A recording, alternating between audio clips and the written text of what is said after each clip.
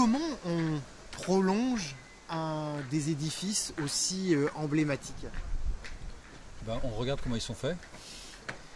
On analyse ce qui est bien dans ces édifices, ce qui est un peu leur gène, enfin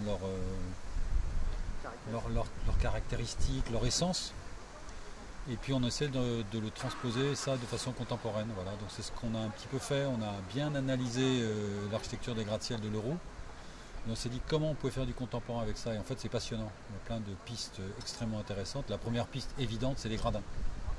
On refera des immeubles à gradins. Il ne s'agit pas de reproduire. Il s'agit surtout pas de reproduire, surtout pas de pastiche. Il s'agit de partir de cette essence, de cette trame, et d'en faire quelque chose de contemporain. Mais quand on regardera les deux, on verra la partie 21e siècle et la partie 20e siècle, les années 30, les années 2015.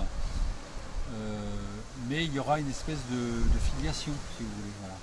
C'est compliqué à faire. Hein. Je ne cache pas que très vite on se dit il faut faire la même chose. Alors autant faire du contemporain, mais si on faisait complètement autre chose, on ferait une rupture. Et moi je pense que les ruptures, c'est des choses dont on a beaucoup souffert dans les années 60, 70, aussi dans la reconstruction, en même temps que Leroux qui fait une très belle couture urbaine. En fait, c'est une forme de rupture, mais en fait c'est une très très belle couture, une nouvelle centre-ville. Et c'est ça qu'il faut faire aujourd'hui. Il faut trouver de la continuité, éviter les ruptures. Donc du coup, l'idée c'est de conserver, expliquez-moi, de conserver ce prolongement de l'avenue Henri Barbusse et d'essayer, avec les moyens d'aujourd'hui, de créer des immeubles qui ont une parenté avec ce qui existe. Voilà, donc on prolonge l'Henri Barbusse, ça c'est très défini, c'est 20 mètres de large, on prolonge. On borde cette avenue Henri Barbusse prolongée d'immeubles. Les immeubles ne sont pas adressés, ils ne flottent pas sur une dalle, ils sont vraiment adressés, comme celui-là est adressé, sur l'entrée est là. Et on crée une architecture contemporaine, j'emploie de temps en temps ce mot qui n'est pas forcément extraordinaire, mais qui est ordinaire, extra. Une architecture ordinaire, extra, elle est ordinaire, donc elle est presque invisible, on ne la voit pas, donc on verra la différence entre Leroux et ce qu'on va faire, mais ça va passer, quoi. Ça va pas être une rupture. Et ça va être extra à vivre, extra à regarder. L'extraordinaire, c'est quelque chose qui flash.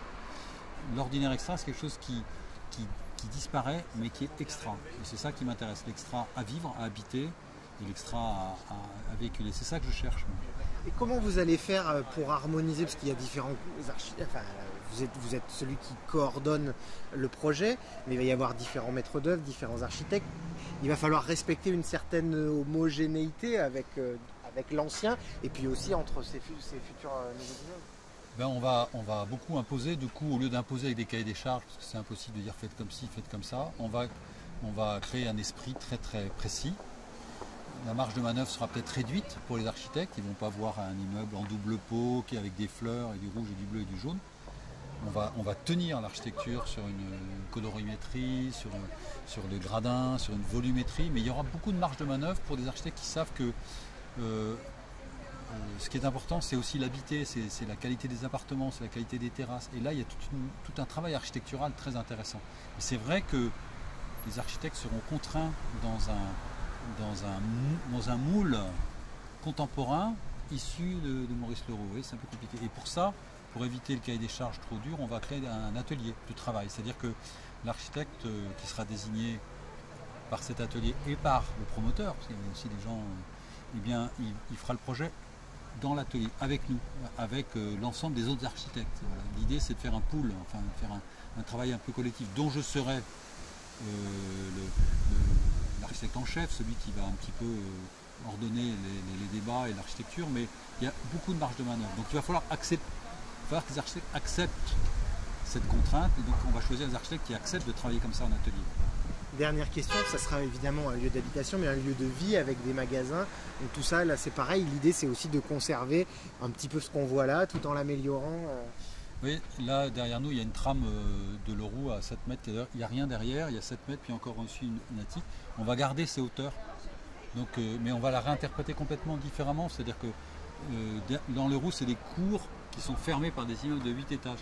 Nous, les cours vont être ouvertes, donc déjà ça va être une différence complète. Mais l'altimétrie, les rez-de-chaussée commerciaux, tout ça va se prolonger. Donc les gens, je pense, auront l'impression d'une très très grande continuité. Mais quand ils vont lever la tête, ils auront toujours des gratte-ciel, mais ils seront différents. Voilà. C'est un travail passionnant. Hein.